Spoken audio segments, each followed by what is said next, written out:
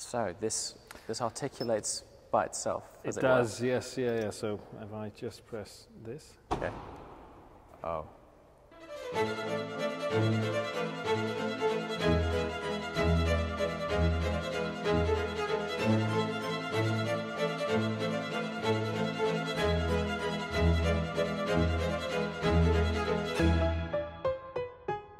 Okay, here we are. Now the unique thing about this, good morning sir, how you doing? is that this is unfolding in actual real time and I'm yet to, oh my God, see this car. Crikey. It's huge. Yeah, Where do you begin with this? Kindly meet the Rolls Royce Boat Tail. So it's called the Boat Tail. It is, yes, yeah, and all will become clear as we go through the car, but a modern interpretation of the historic boat tail body style. I mean, it's quite literally a road yacht, isn't it? There's certainly a sort of nautical influence. Unbelievable. How long have you been working on this for? It's been sort of 4 years since the first client discussions, let's say. Okay. I mean, you know the brand very, very well, and we proudly stand behind a commission model. That is to say that the end result is very much guided by the client in terms of definition, and we don't necessarily always know where that's going to take us. And in this instance, we have arrived at this as the conclusion of 4 years of work and 4 years of, I have to say, fantastic curation with some marvelous clients of ours. Did this start at a similar time to Sweptail, or did it come off the back of that project? It was, let's say, Sweptail somehow, I think, worked almost as a catalyst in the sense that Sweptail also equally born out of this notion that we work to a commission model.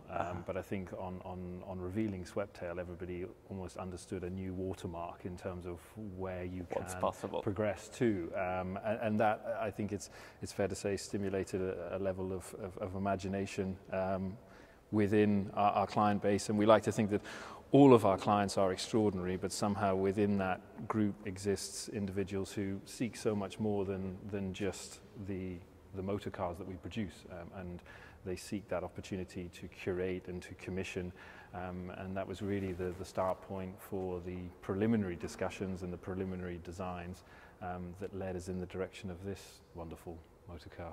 How long is this thing? It's just over 5.7 meters, so as I mentioned, sort of generous. But hopefully, as you can recognize, and it's something we really did labor over, is that it's really the proportion and the scale that does the talking. Mm-hmm. That's where this sort of sense of impact and almost demonstration of the kind of presence of the concept comes across. But the detailing, particularly the surface treatment, it's very reduced, it's pared back, it's simplified. We're very conscious, especially in this space, that cars are almost sort of defined by this metric of more is more. It's more differentiation, it's kind of hyper characterization, whereas we really wanted to exercise almost a newfound level of restraint. And you can see just the cleanliness of the surfaces, the purity of the lines, and also the fidelity of the form. I mean, remarkably, the car is all fashioned from sheet aluminium. It's hammer formed. Is it really? That allows us to do amazing things, things that we would never normally be allowed to achieve through industrialized techniques. So you can just see the general clarity of line and surface and precision. It's incredibly smooth, isn't it? It really is. Incredibly so. It really is. Unfortunately, a lot of modern design is littered with almost superfluous detail. And we really wanted to break away from that. And actually, I think you sit in front of the most progressive element to the overall concept, and that's of course the treatment of our iconic Pantheon grille. The first time ever, it's not this sort of appliqued trophy applied to the front of the car. It's really deconstructed into its component elements to inform not just the structure but the visual representation at the front of the car. The contrast color waterfalling over beautifully into the grille space itself, and even the atrium of our Pantheon grille is sort of softened to kind of lessen the formality. We very much want the car to be an owner-driver's concept, and I think it's the grille, especially the treatment of the grille, that really demonstrates that in a very clear way. when a client comes to you with it, why do you start with this? Because it seems like, so am I right in thinking, is everything about this bespoke from ground up? Absolutely, yes. So this isn't a shared chassis or anything like that? The chassis is derived from our aluminium architecture. And of course, as you can tell by way of the scale, it has a lot of similarities with the Phantom lineage. And there are some componentry, particularly on the interior, that is very obviously recognizable for good reason from the main portfolio. But the exterior form, as you can see it here, is completely unique. And every single body panel and a lot of the complexity that we'll get into, especially at the rear end, has all been designed and developed uniquely for this concept. For only 3 cars, which is, you know, wow, really, really astounding. I guess other than on Black Badge, I don't necessarily associate carbon fibre heavily with Rolls-Royce. To see this massive section here that's basically forged out of carbon is stunning. But for very good reasons, you know, it's actually for its structural rigidity, particularly in this rear area. It actually defines this whole upper structure of the rear of the car, and also then provides the basis for some of this complex movement. The pannier, we describe this area as almost the rear hosting area, and there's a lovely link also back to the personality of the clients, in the sense that we were very fortunate through the development process to spend quite a lot of time in their company, and they were just the most generous hosts. You know, they were just wonderful, wonderful people to spend time with, and we really felt that spirit should somehow live in the car, and almost that we always think, for me at least, Rolls-Royce, in terms of its sensibility, and I think it's a typically British quality, that it's there to serve. You know, it's there to very, very respectfully and very dutifully fulfill the requirements of its owner. And we wanted the car to almost host you here at the rear. So subtle touches, and again, credit to the phenomenal engineers that we worked with, where it's not simply kind of utilitarian provisioning. This really offers itself to you. So the butterfly mechanism, the lid that rotate towards center line, the fact that the panniers then create this inclination so they rotate up to a 15-degree angle, that subtle difference, just as if it's sort of offering itself to you. And even these beautiful picnic tables, you know, they rotate round, so they move from this sort of flush-fitted condition. Oh my good Lord, that is absolutely gorgeous, isn't it? It really is, and it's a beautiful thing to use. You know, it's lovely weighting, and again, just a real demonstration of ingenuity. What is quite amazing is its overall profile, super simple, and as soon as you start to look at it, the amount of detail in it, it's crazy. Am I seeing a blue weave in this? You are, yes, so it's a technical weave. So it's got a contrasting blue fibre running through the actual carbon weave itself. Indeed, yes, yeah. And moreover, we actually also extend it to these beautiful stools, which we again created from the ground up. I've just noticed that these are carbon stools. If I'd have known that, I would have taken a few steps back before I wandered around the car. Yes, yeah. No, I mean, training as an automotive designer, I never thought I'd find myself penning a stool. But it's amazing. And here we worked with an Italian furniture maker to create this unique interlocking clamshell design, to create this slimline package that allows you to stow it underneath the panel. I love this twist in it. The twist gorgeous, in the carbon is stunning. Really and good. Small details, I'm not sure if the camera can see it, but just little, I mean, everything feels billet and beautiful, you know. It's it really is. Really gorgeous, gorgeous thing.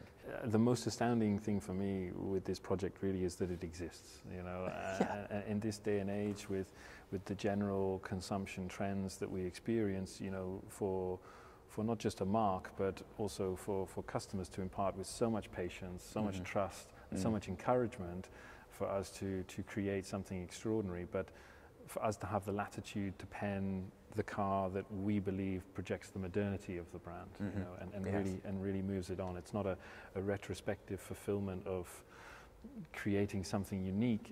It's really about progress, and you could describe it almost as modern patronage. You know, it's really about commissioning the next chapter for this great brand. And then, as your eye wanders onto the interior, you can see again with the exterior this sort of reduced, pared back feeling, really allowing the beauty of the materials to do the storytelling. Even the cockpit fascia is relatively simplified. All of the technology that we could disguise and remove distraction from have been placed behind, you know, lovely surfaces. And then as a centerpiece is a bespoke timepiece. I was going to say, run me through that watch. Yes. Yeah, I mean, the tale behind that is almost as extraordinary as the car itself. But the client is, of course, a great aficionado of timepieces and individually commissioned timepieces, and wanted to create something unique for this car to bring together in his mind his two passions, Rolls-Royce and timekeeping, horology as a discipline. And we worked with Bouvet, the Swiss watch manufacturer, to complete, to our mind, the first ever tourbillon movement applied directly into a car. So that's embedded into it, as opposed to a removable. Well, it is actually removable. There's 3 examples of this being produced. How individual is each one? Does each one have as much of a unique story? Very much so, yeah. So the only similarity between the 3 cars is the body style.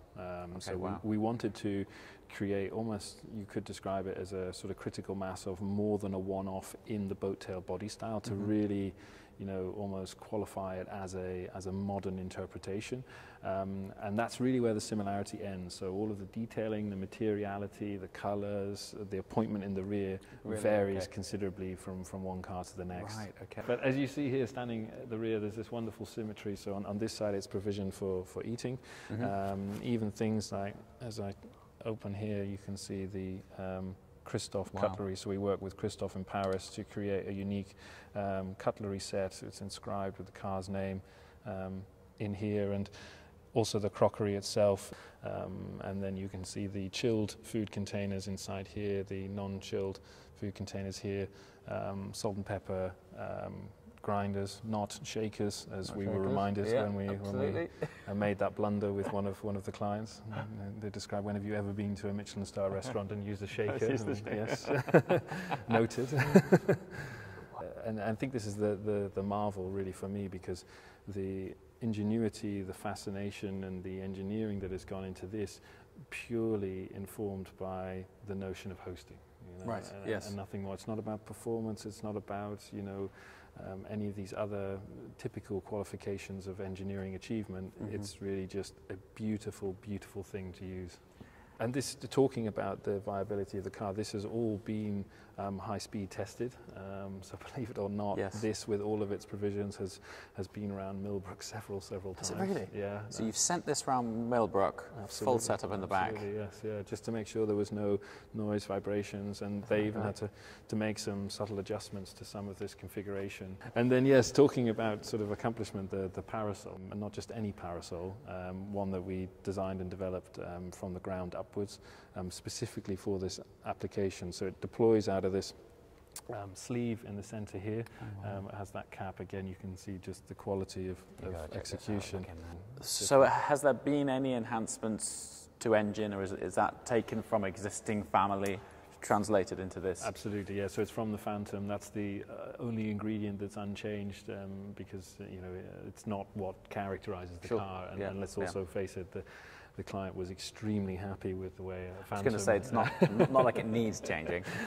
Really, when you build a car like this with Rolls-Royce, the client is becoming part of the company's history. Because it's such a significant car to add to, it's amazing, really. Absolutely. No, I mean, I think in commissioning a coach-build Rolls-Royce, you mark your place almost in the legacy of the brand. And it's interesting, we often reflect in the studio that when we talk about historic Rolls-Royces, we often talk more so about the personalities of the owners and the choices of their commissions, more so than we do the cars. And you compare that to, and maybe I'm biased if it's a sports car manufacturer, so forth, it's more about the accomplishments of the car.